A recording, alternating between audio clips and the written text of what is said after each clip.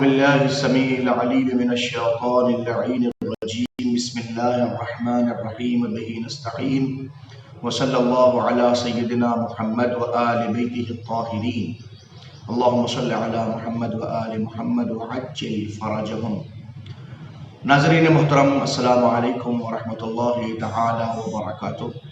آپ حضرات کی خدمت اقدس میں مسلسل احکام اسلام مطابق فتاوی آیت اللہ العظمیٰ سید علی حسینی السیستانی دامت اللہ الوارث پیش کیے جا رہے ہیں، اور الحمدللہ آپ تمام لوگوں کا شکر گزار ہوں کہ آپ لوگ بڑی محبت اور الفت کے ساتھ میں نہ صرف دیکھتے ہیں بلکہ اپنے سوالات بھی ہم تک ارسال فرماتے ہیں، اور ہم مکمل کوشش کرتے ہیں کہ آپ کے سوالات کے جوابات جلد از جلد آپ حضرات کی خدمت اقدس میں پیش کیے جائیں.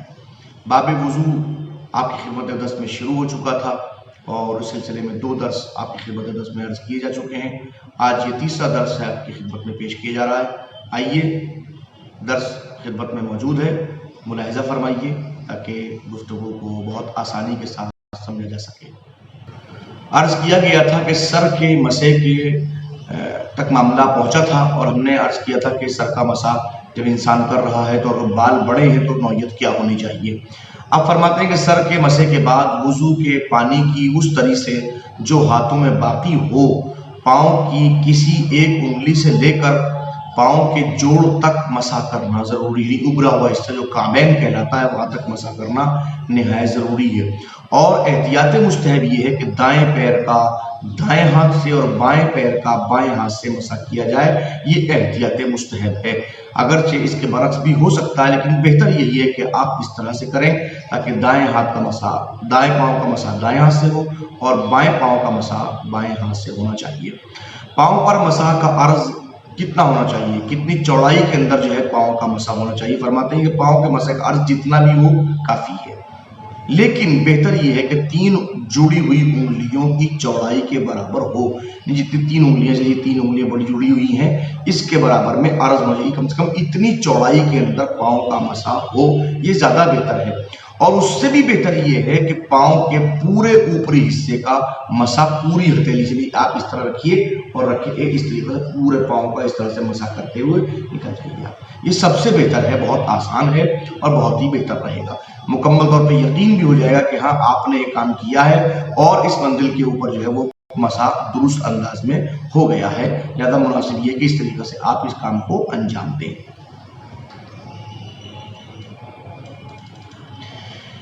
احتیاط یہ ہے کہ پاؤں کا مسح کرتے وقت ہاتھ انگلیوں کے سرے پر رکھیں اور پھر پاؤں کے ابھار کی جانب کھینچیں، اور ہاتھ پاؤں کے جوڑ پر رکھ کر انگلیوں کے سروں کی طرف کھینچیں.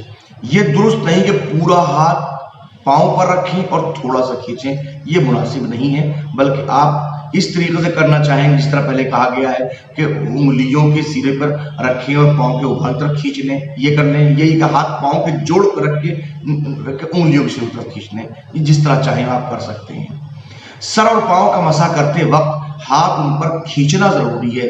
مسح کا مطلب کھینچنا ہی ہوتا ہے. اگر آپ ہاتھ رکھیں سر پہ رکھیں تو کھینچیے، پیر پہ ہو تو وہ کھینچیے. جب تک کھینچیں گے نہیں اس وقت تک مسح نہیں کہا جا سکتا. لہذا مسح کے لیے ضروری یہ ہے کہ ہاتھ اور پاؤں کا کھینچنا ضروری ہو، کھینچا جائے اس چیز کو. اور اگر ہاتھ کو ساکن رکھیں یا سر یا پاؤں کو اس پر چلائیں تو وہ صوم باطل ہو جائے گا. یعنی کہ آپ نے ہاتھ ساکن رکھا اور آپ نے سر گھمانا شروع کر دیا، فرض کیجئے، یا اپنے پیر کے اوپر آپ نے ہاتھ رکھا اور پیر کو آپ جو ہے وہ کھینچ رہے ہیں تو اس طرح مسح باطل ہو جائے گا.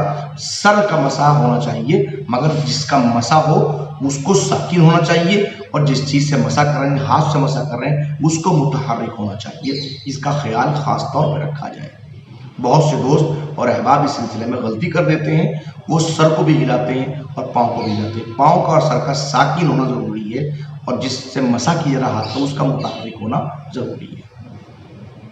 جس جگہ کا مسح کرنا ہو وہ جگہ خشک ہونی چاہیے، یہ دماغ میں رکھیں. بہت سے مومنین پاؤں کو دھوتے ہیں وضو سے پہلے اور وہ پاؤں خشک نہیں ہو پاتا اور وہ مسح کر لیتے ہیں، وہ درست نہیں ہے. لہذا آپ جس جگہ کا مسح کرنا، سر کا مسح کرنا ہو تو سر کو خشک ہونا ضروری ہے، اور پاؤں کا مسح کر رہے ہو تو پاؤں کا خشک ہونا نہایت ضروری ہے.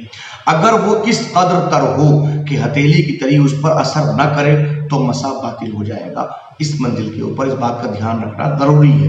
لیکن اگر اس پر نمی ہو، فقط نمی ہے، تری نہیں ہے، نمی کا کوئی مسئلہ نہیں ہے، یا تری اتنی کم ہو کہ ہتھیلی کی تری سے ختم ہو جائے تو پھر کوئی حرج نہیں ہے. نمی چل سکتی ہے، البتہ تری نہیں چل سکتی ہے. ہاں تری اتنی معمولی ہے کہ وہ ہاتھ کی تری سے ختم ہو جائے تو کوئی پریشانی کی بات نہیں ہے، آپ اس وقت مسح کر سکتے ہیں.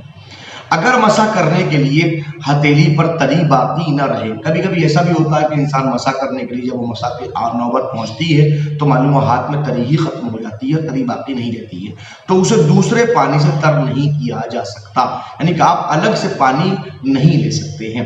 ایسی صورت میں اپنی داڑھی کی تری لے کر اس سے مسح کرنا چاہیے، اور داڑھی کے علاوہ کسی اور جگہ سے تری لے کر مسح کرنا محل اشکال ہے، یہ مردوں کے لیے ہے. لیکن دوسری منزل اگر فرض کیجیے داڑھی کے اندر بھی تری موجود نہیں ہے تو آپ کی بہوں کے اوپر تری مل سکتی ہے. اب وہ خواتین، ہماری بہنیں، ہماری مائیں کہ جو اس منزل کے اوپر ظاہر ہے کہ ان کے پاس تری خشک ہو چکی تو اپنی بہوں سے وہ تری لے سکتی ہیں. وضو کی تری سے ہی اس منزل کے اوپر مسح ہوگا، ورنہ مسح نہیں ہوگا. اگر ہتھیلی کی تری صرف سر کے مسح کے لیے کافی ہو تو احتیاط واجب یہ ہے کہ سر کا مسح اسی تری سے کیا جائے اور پاؤں کے مسح کے لیے اپنی داڑھی سے تری حاصل کر لی جائے. یعنی کہ گویا اگر مرد ہے اور ہاتھ میں اتنی تری ہے کہ صرف سر کا مسح ہو سکتا ہے تو سر کا مسح فوراً اس سے کر لے، باقی داڑھی سے وہ تری حاصل کر لے. اور اگر داڑھی نہ ہو کسی کے، کوئی خاتون ہے مثلا فرض کیجئے، تو وہ بھووں سے اپنے تری کو لے کے اور اپنے مسح کے پاؤں کے مسح کو انجام دیا جا سکتا ہے. موزے اور جوتے، یہ ایک اہم سوال ہے جو سامنے آتا ہے، اس کو دیکھنے کی ضرورت ہے.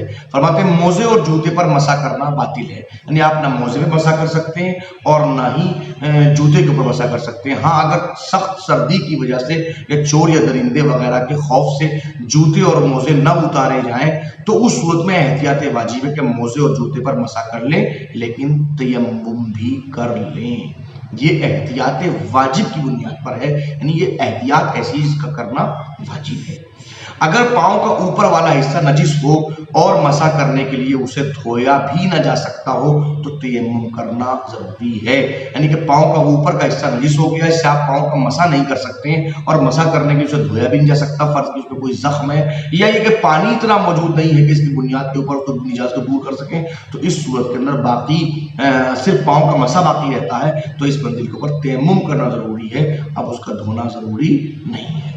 انشاءاللہ عزیز امید کرتا ہوں کہ آپ لوگ اسی طریقے سے ہمارے مسائل کو سماعت فرماتے رہیں گے اور انشاءاللہ اس طریقے سے آپ صرف مسائل کو خود اپنی ذات تک محدود نہیں رکھیں گے بلکہ اپنے اعزاء، اقربا، دوست، احباب تک بھی ہمارے ان ویڈیوز کو ارسال کریں گے، شیئر کریں گے اور ان سے کہیں گے کہ وہ روزانہ کم از کم ایک ویڈیو ضرور دیکھیں.